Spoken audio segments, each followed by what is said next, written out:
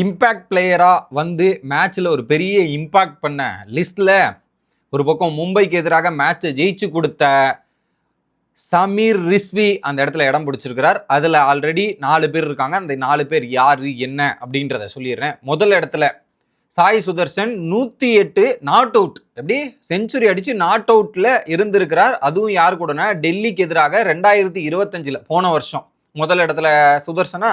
2வது இடத்துல யாருன்னா ஜாஸ் பட்லர் கேகேஆருக்கு எதிராக இம்பாக்ட் பிளேயரா வந்துட்டு 2024 அடிச்சிருக்கிறார். ஸோ ஆர்ஆருக்கு விளையாடும் போது.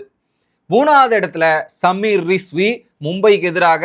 ஸோ அவங்களுடைய டெல்லியில இன்னைக்கு ஒரு குரூஷியலான நாக்கு. 3வது இடத்துல இவரா. அடுத்து 4வது இடத்துல யார் தெரியுமா? கருண் நாயர். இதே மும்பைக்கு எதிராக போன வருஷம் 2025 அடிச்சது தான்.